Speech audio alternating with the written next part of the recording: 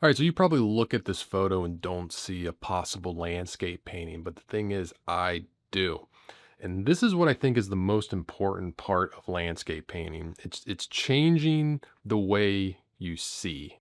All right, welcome to Paint Coach. If you're new to the channel, my name's Chris Fornatero, and I help thousands of students every single month get better at oil painting through my online courses and tutorials. So I got an interesting story to share with you. I've recently been going to this park that's about 10 minutes from my house to paint, and I'm finding like so many painting opportunities. There's so many scenes. I'm like, wow, that'd make a painting, that'd make a painting. It's been really great because it's so close to my house. And the crazy thing is that I've been to this park before. Like I've been a couple years ago. So it's like, why now am I seeing all these paintings? It's because I've changed the way that I look at a scene.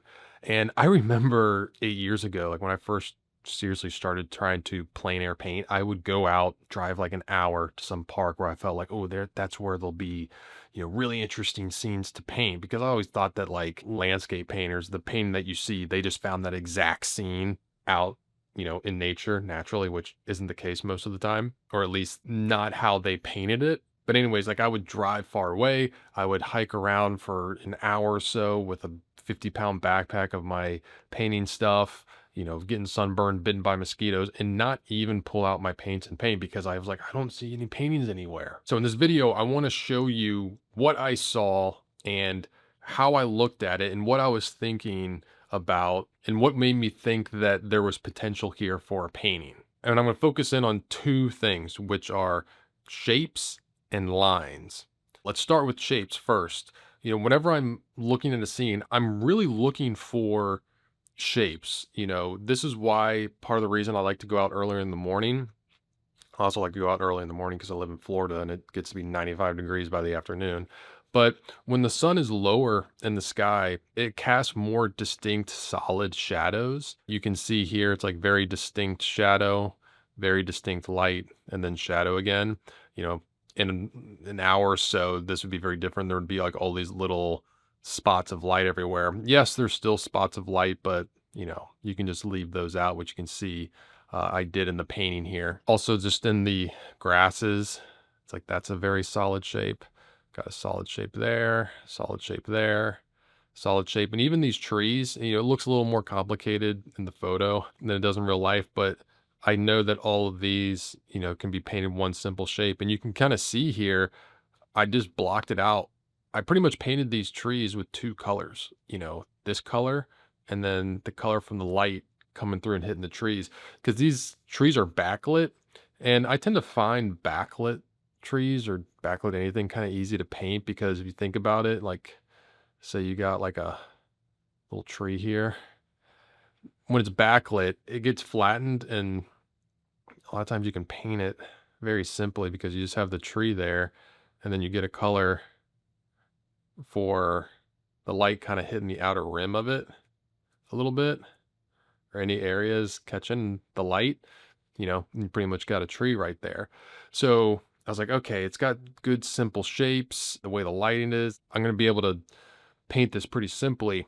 This doesn't mean that you can't paint scenes where, a lot of different light, and, it just takes a lot more skill set to simplify the scene yourself onto the canvas. So, I turned around and looked at this. I was like, ooh, like I'm seeing a lot of clear, distinct shapes. And then the next thing I looked for were the natural lines of the scene and kind of where the scene naturally pointed the eye, and seeing like, all right, do I need to make many changes to that? So I got a path here, this, very distinct, easy lines, good lead in. So I'm like, okay, I'm seeing these lines here. Same with the outside of the grasses here, right there. I'm seeing these bushes, they're catching that light and they're kind of arcing in like that. Got these trees, which are nice verticals. Always look for verticals in your paintings. I'm actually going to do a video just on verticals later on. Because with landscapes, it's easy to find horizontals. Like, you got the horizon, you got tree lines. It's easy to find those. And every time you see like a clear vertical, it's probably, it's helpful to try and incorporate it, make your life a little easier. So then, whatever these trees I decide to put in. And so I'm thinking, okay, I also got these here. Got a little line there. So I'm looking at these kind of lines and thinking, okay, Do a majority of these point to one place? And they kind of do. You know, this, these, you know, I'll put little arrows. So this is kind of what I'm thinking. I'm like, all right. All right, it's clearly pointing to this road here. And whenever I kind of figure out the general area that these are pointing, I then think to myself, okay, if I put this into black and white, is there an area of highest contrast? I always try and break my paintings down into 3 values: dark, mid-tone, and light. And so for this one here, you can see, you can kind of simplify this, like this is all mid-tone here, here, and then you could probably, I guess you could group that. And then you have dark, just pretty much all of this.